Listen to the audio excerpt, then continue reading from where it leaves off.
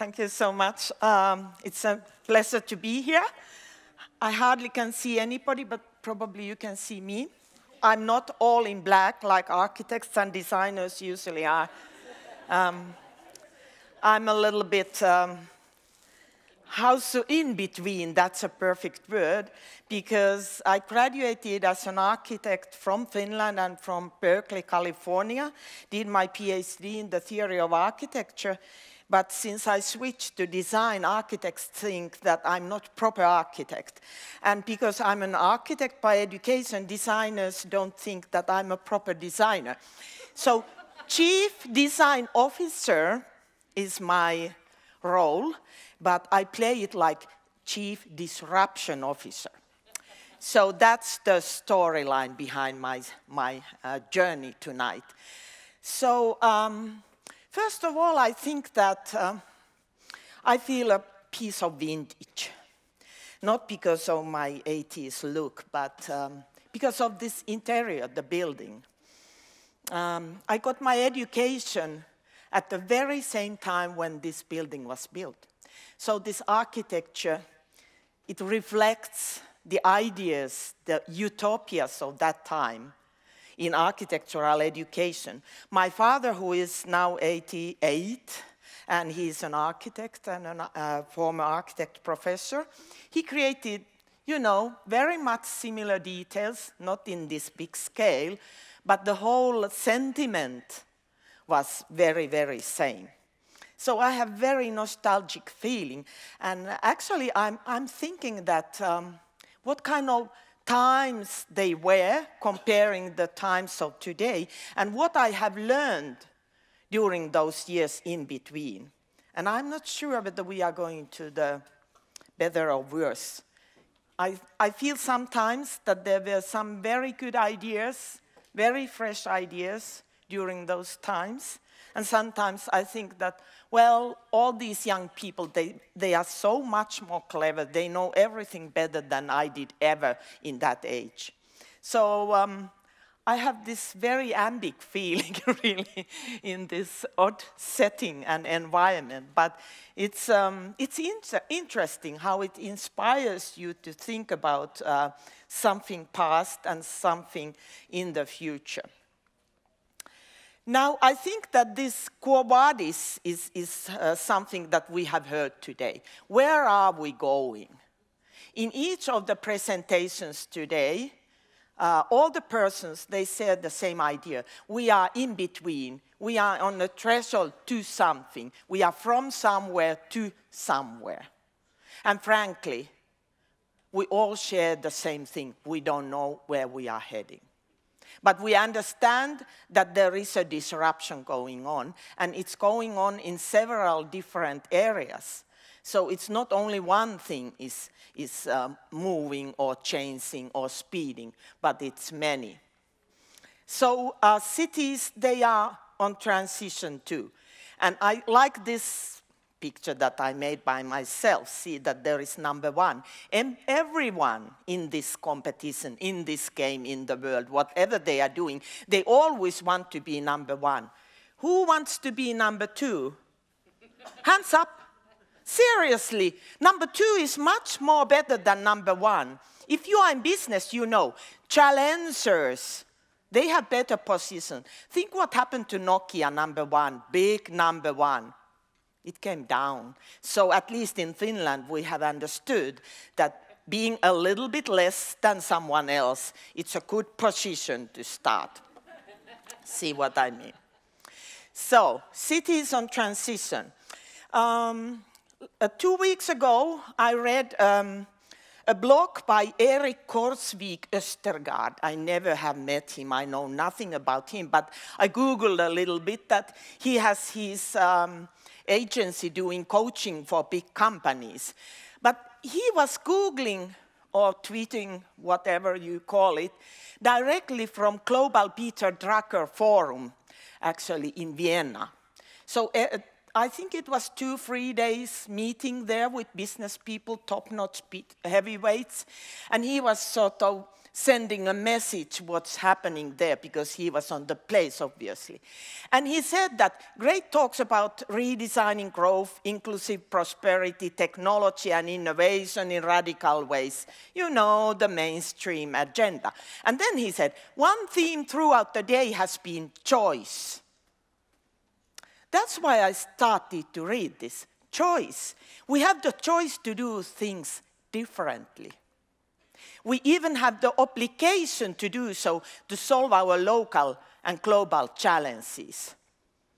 And I think that he has realized something about our age. We have abundance of everything. Abundance of knowledge, abundance of technology, abundance of people, abundance of information, abundance of this and that, at least in this part of the world. But we are not capable of doing choices anymore. Choices are hard for people. You know, every single morning I have my porridge with frozen berries, glass of orange juice and cup of coffee. You know, a kind of every day the same thing, so that I don't have to make a choice. Should I eat this morning this or that? When you go to the hotel, a restaurant early in the morning to have your breakfast, you are always there, what should I take? Because there are too many choices. To make a choice is very, very difficult for us, because immediately after the choice we start to think about, well, but what if I have chosen in a different way? It's always this, what if? And I think that we are entering into a new era, new order, where choice is the word. What kind of choices we are making? Mark was talking about that.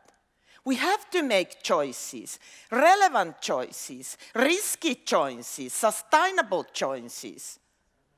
But we can't continue like this. I think we all understand that. Well, I like a lot Richard Feynman. You should read at least some of his short text, or at least his quotations.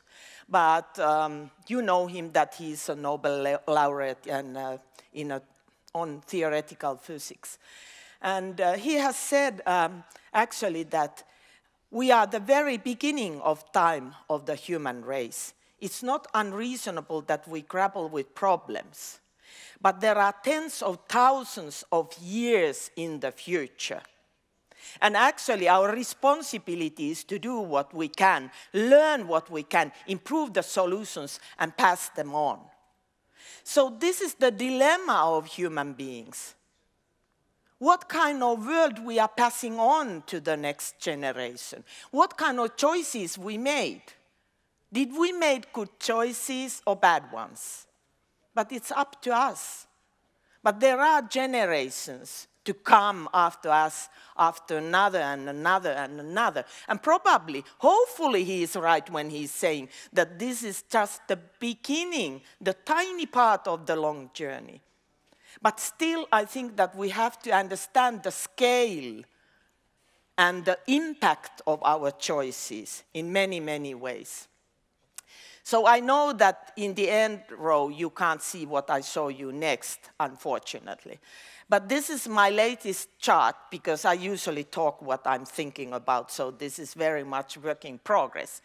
But this is talking about this sentiment, the landscape of change that we are going through. So in simple phase of life, we still can remember, you know, in 1970s when this building was built, we didn't talk about creative economy yet. But in simple life, we talk about vision, flexibility, leadership, design, command and control, of course, participation, process, etc. It was quite simple to handle those things. For example, vision. You put people together and you decide, well, we have this vision for the city or for the company or for myself, and off you go. No negotiation. It was a pretty simple task. Now when we enter, I put there a time frame like 2005, to an era of a little bit more complicated world. We are not talking about creative economy anymore. We are starting to talk about experience economy. Some people still believe on that, right? How many? No one? Come on, you are advanced. Okay, but you have started to understand that something comes after that. So you play on safe side. Now, process was here that you focus on if you want to deliver something. But here you started to see that, well, elements might be more important. Units might be more important than the full linear process.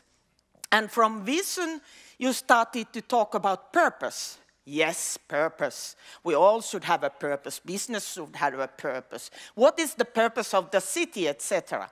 And from leadership, we leap to the thought leadership. So you have to be a thought leader.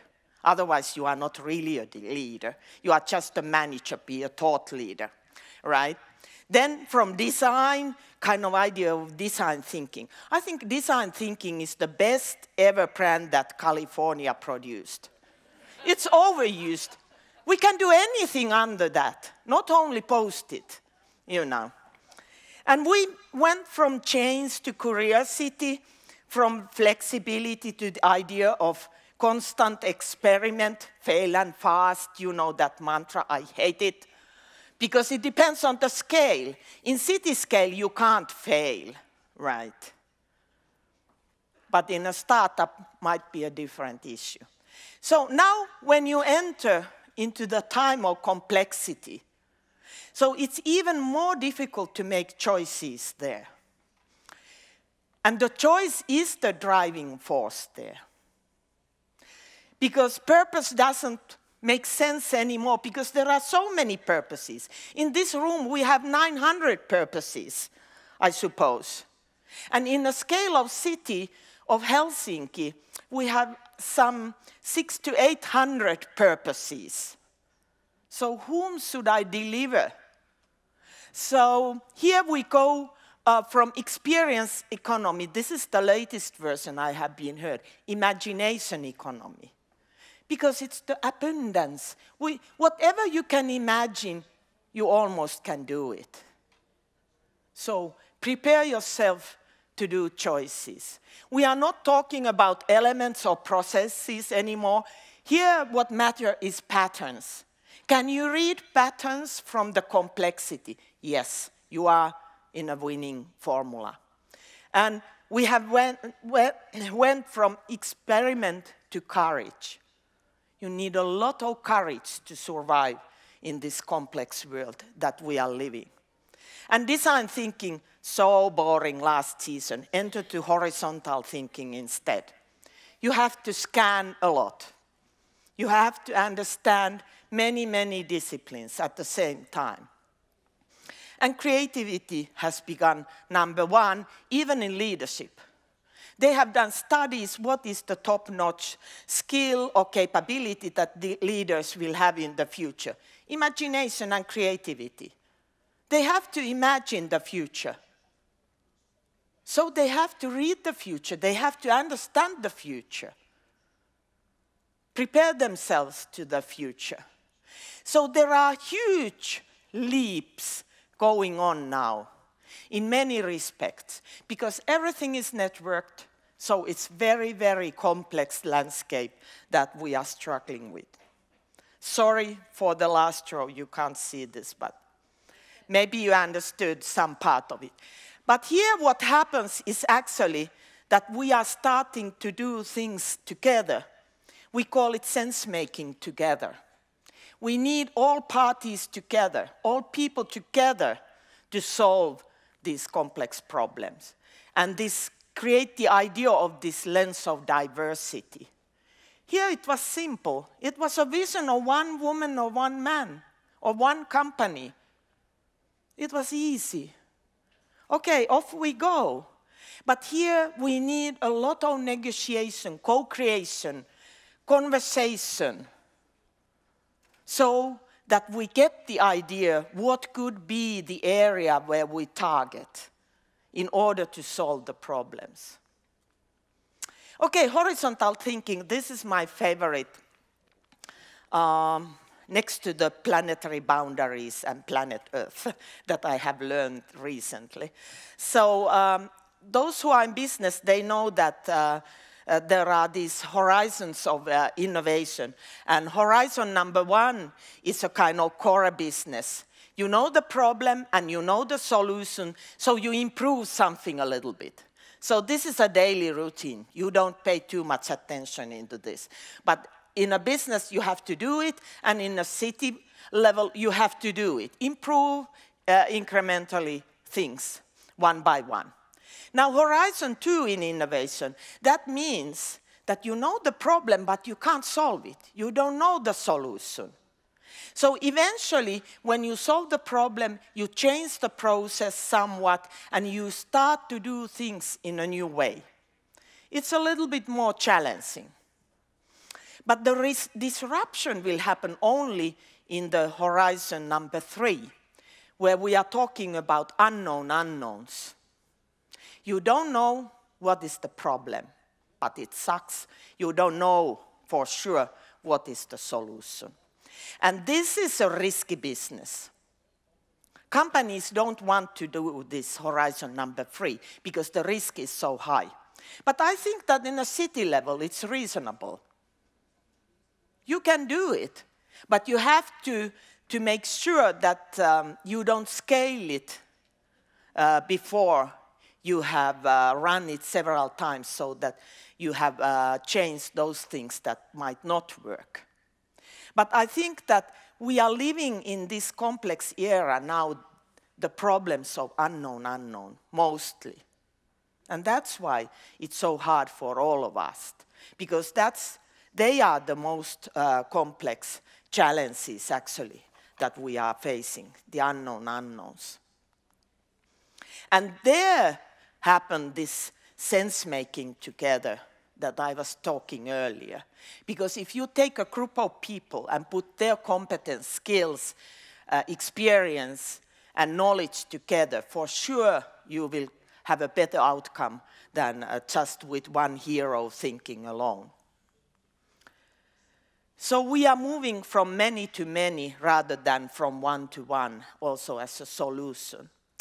Now, you have heard about probably wicked problems.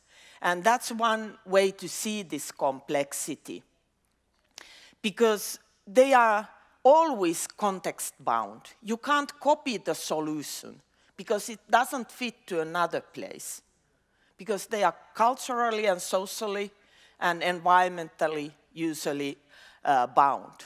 So you can use them as a model to understand, as a pattern to understand how to solve a problem. But you can't copy the solutions. And they are unknown unknowns, as I already mentioned. And they are interconnected. They are multidisciplinary. So there are networks and layers and ecosystems around them. So that usually, when you solve the problem, you create at least 2 or 3 new ones. And you never know what are those new problems. That's why we call wicked problems open questions or open problems too. And there's no right answer. And this is difficult if we think about choice. So who will tell me that if I make this choice as a solution, that it will be the right one? There's no right one. In network society, in complexities, you can only do a little bit better or worse. But there's no one single right answer.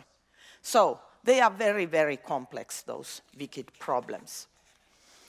Now, in a city level, when I understood, not this much even, a year ago when I started as a Chief Disruption Officer, in the City of Helsinki, there was a strategy planning process underway for the coming next 4 years. And I thought that, well, I was looking, they collected all kind of data, how many people has moved into Helsinki during the past 4 years, and they may forecast for the next 4 years, and how many children needed kindergarten, you know, and then they were doing endless counting, you know, plus, minus, whatever, and I thought, oh, all these numbers, let's do something else too. And as a parallel track, parallel process, I introduced scenario work for the City of Helsinki, based on the Oxford model, sort of Oxford model. But the idea was that we created scenarios, and based on those scenarios, we started the strategic conversation. And actually, we ran like 12 different workshops, and 250 to 300 top leaders of the city participated those workshops and co-created the idea what should be the Helsinki in the coming 4 years. And this was the sense-making together, because it wasn't me who created the idea of the future Helsinki. No, I was a kind of midwife. I helped people, facilitated the things so that people came up with original ideas. So it was really a co-creating the vision. And we renewed that idea I think 1 month ago, when we started to do, when we created first a strategy, then we understood that we as a city organization, we have to change our ways to work and also our leadership model. And now I'm trying to help the city to understand what could be the next leadership model. What could be the next teaming up system? What could be the way that the city organization should function in the future? So we created the idea of the vision for the cultural change in the city organization in order to match better to the future and the complex challenges. So this is our mayor here, Mr. Vapaavuori, the first ever political mayor in the city of Helsinki. So we have gone through a lot of transformation in the city level. And we also created this kind of canvases. This is in Finnish, in a nutshell, what the mayor is dreaming of, you know, in terms of digital transformation. Less bureaucracy, you know, happy people using services, more robotics and artificial intelligence on play, and Helsinki should be the leading city, #1 again, I should say #2, in digital transformation, etc.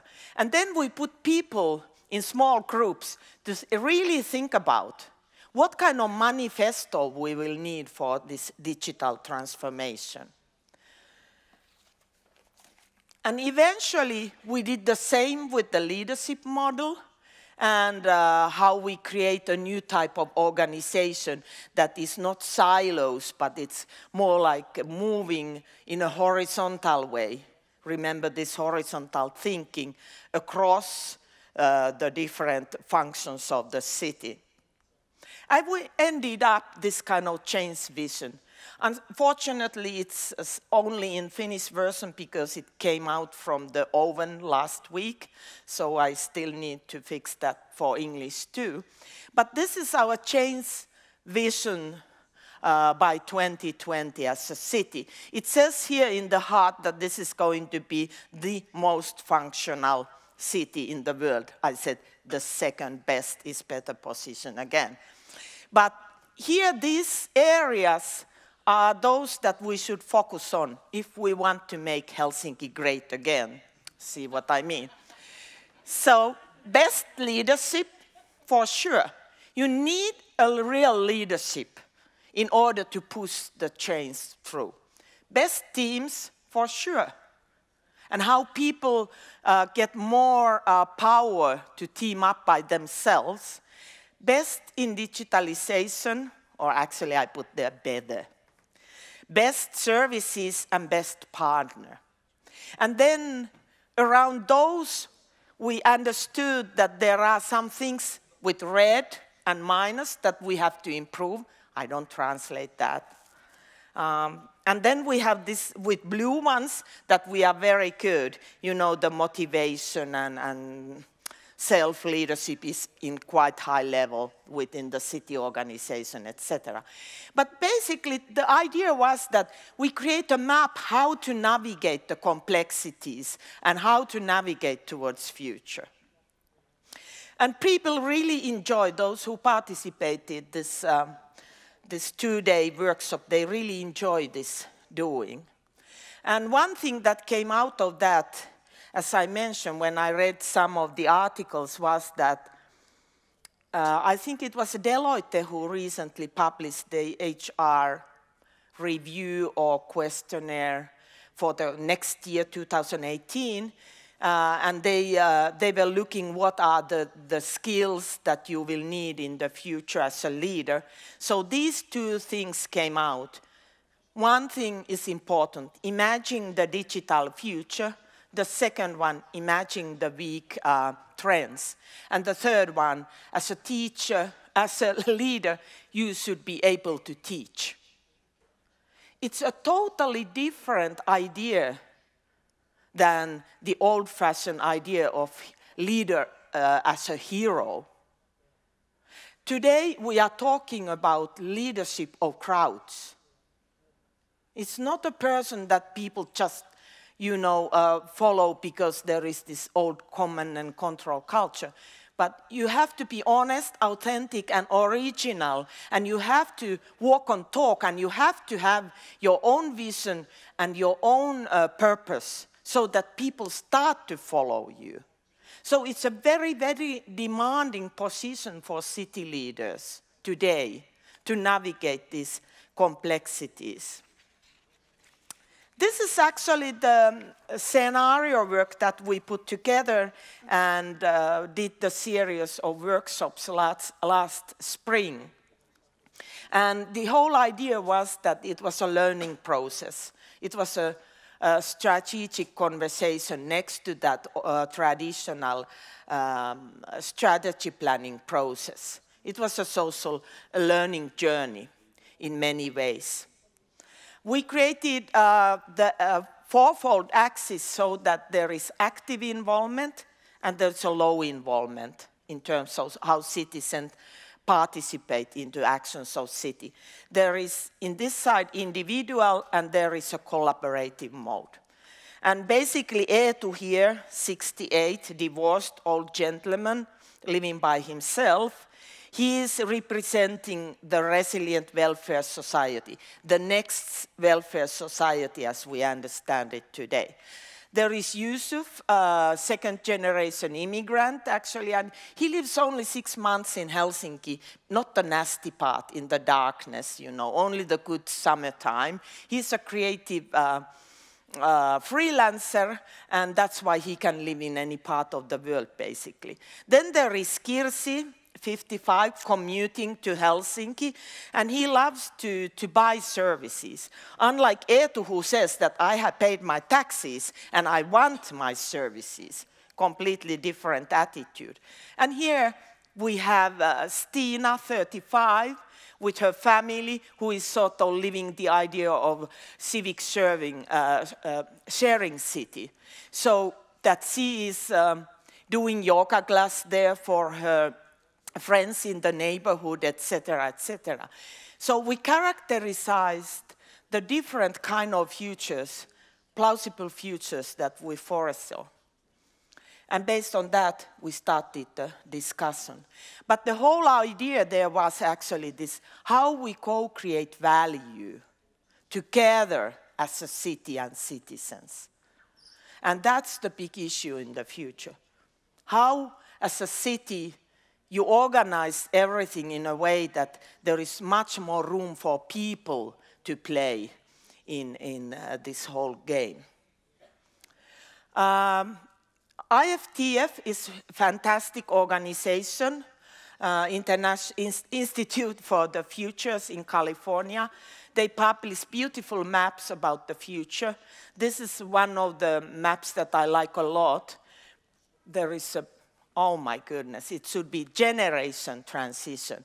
Because if you know about millennials already, of course, but then the generation Z that is coming after that, actually, they are moving all the time. It's said that basically, in average, they are going to change jobs 17 times during their lifetime. So basically, after every 3 years, they are moving to the next job. And they are going to change their home 15 times during their lifetime. But that's nothing comparing to this generation transition that are now 14 to 18 years old. And within 10 years' time, there will be a huge amount of them in the workforce. And transition is a home territory to this age group, even in the most stable times. And I think that they have this survival gene what comes to the constant change, unlike my generation, that is sort of on tears when coming into this kind of vintage environment.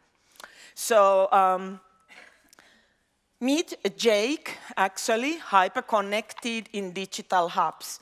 He's definitely the citizen of tomorrow. It's all about mega cities, smart cities, technologies, self-driving cars, etc. He's a micro worker by profession. But this is the next citizen who is voting. So we should take seriously these people. The Tanya, she's a VR architect and collaboratively creative. There's virtual reality, immersive technologies, games. That's her arena, so to speak.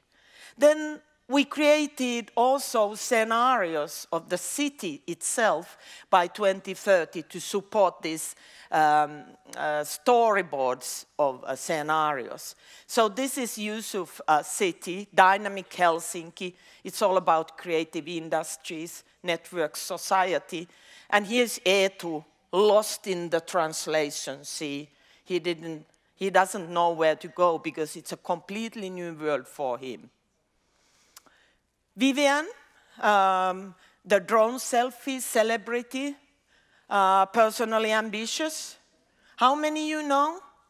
I don't know what kind of lifestyle she's living. And I'm planning city for that type of persons already. Think about that. Is that complex? I don't have a clue what she wants to have in the future and what is best for her in the future. Automation, networking, self-employment. So we created the idea of this functional Helsinki and smart services. It's all about service economy, and I mentioned already Kirsi there, shoreline of Helsinki, you know, and our seafront that we are very famous of, and we love it, by the way. But I don't know, what is this? Well, I'm lost a little bit. Then Robert, I love him. Collaborative battles, living off-grid. Of course, we all know one of these Roberts, you know, kind of post-global climate wanderer, resilient, bottom-up, climate change, global mobility, popping up here and there, you know, with his flag for a good cause.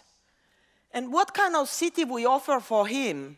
Because he's constantly in another city. He hardly stays on Helsinki more than, you know, every now and then when there is something interesting happening in Helsinki. Yet that doesn't happen very often, by the way. Nevertheless, we created the idea of carbon-free Helsinki and sharing economy, activism and causes for his type of people. And then we had a long discussions what kind of future we foresee for these young people. And it wasn't easy. It wasn't easy discussion among the leaders because nobody can say facts about the future. But we have prepared our minds at least what could happen in the future. Of course, Helsinki is going to be mixed of all these four and, probably four other ones too.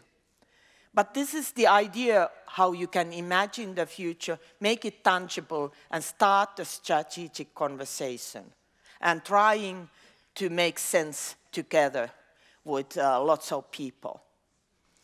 So finally, I have 3 different types of transformation that I see that are the major ones in the scale of city. And number 1 is city as a civic platform.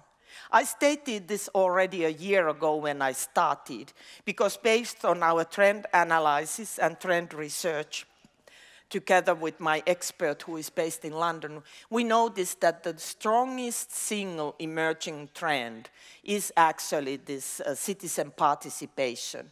And that's why we built the whole scenarios up on the top of that single idea. And we are moving from a city user to a city maker, from a city spectator to a city actor. And it's a huge leap, because we are so used to the idea that city is a closed organization. Both citizens, they think that city is closed. And city officials, city authorities, they feel that they should protect themselves. So how to make it more open? That is a tough question in every and each city, because we need that today, and even more so in tomorrow, to open up the city organization. Otherwise, we can't collaborate with different partners. And that is necessary because of the complexity of the issues. And city can't provide everything. So the second one is actually the city as a lab. And we are moving from knowing to learning. Somebody wiser than me said it. And that is so true. In the past, when I got my architectural education, usually in old times, with that 7 years at university, gave me all the ingredients to the rest of the professional life. But today it's no-go. Even companies, when they are recruiting people, they are looking for those people who are capable to renew their thinking, who can learn new things, rather than what kind of skills they have. Skills are outdated all the time. Or, knowledge, knowing. It's so much fast page going to new things. So learning is the issue of tomorrow. So we actually discussed together with city people that the whole Helsinki, the city of Helsinki, should be a learning environment. Not only schools, but wherever you go, you learn new things, new skills probably. So thinking the whole city as a learning environment, it's a completely different idea than the old idea of a city. And that means also co-creating value and meaning together. Now it came to my mind that in my young years, when studying architecture, I highly respected Louis Kahn, a very famous US architect, because of his philosophy on architecture. And he stated actually that the good city is one where a small boy, while walking around, can see all kinds of interesting things and learn a lot. And I think it's a very nice definition for a city, that it's safe enough for a small boy to walk around, or small girl to walk around, and learn new things every single day, and think about what should I become when I'm old enough. So I think that this notion from knowing to learning is very, very important in the future. And number 3, I already mentioned about the smart city and how we are talking about the smart city, but that's so last season, because that put technology into the heart of the idea of city. So we are actually now moving to the responsive city. It means that when we started to talk about intelligent buildings, it was around 1980s and about 2000, That was the end of that era. Then came smart building between 2000 and 2015.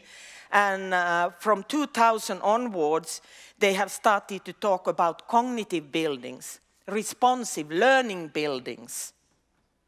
And now in the same way, smart city is all about sensors. And the city has a control over people, because the sensors are optimizing the systems all the time, rather than responsive city.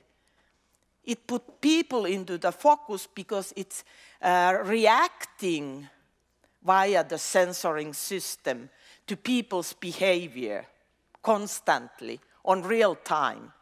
So people decide what the city is going to be, rather than city decides what the people are doing. So there is a totally different point of view now when we talk about smart city. Put the people first. That's the agenda. So this is my almost last picture. I didn't show in the first place because now all of you, please remember when you go back to your home, you create your own universe. You put yourself with your role in the center, and then you start to think about, what are my superpowers?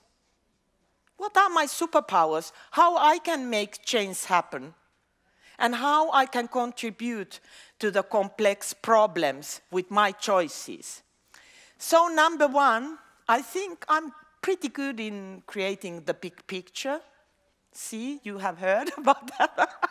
No, but creative foresight is important. Start to learn it. Take a lesson so you will understand, because then you know how to navigate on uncharted waters. Number two, I'm probably a little bit storyteller, but more still I think I'm a dynamic learner. I think that every single day I learn something, it's a good day. And if I don't feel anymore that I don't learn anything, I move on. That has been probably the only professional red string in my life. Anne, move on if you don't learn anymore in some place. Then I'm trying to empower and inspire, especially women. I have been a founding member, the original mother for women in tech in Finland, because I was always one among 9 men in meetings when I was at KONE.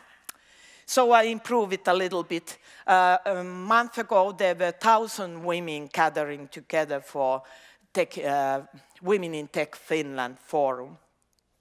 And then change leadership, that's me definitely. That's probably the best superpower that works best, you know. And then I try to improve what comes to the cities. So that's me, and I call myself a change artist.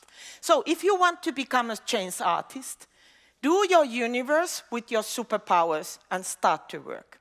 And finally, if you want to rebel from the inside the system.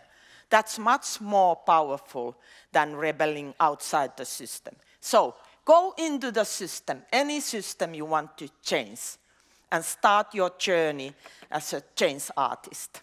Thank you.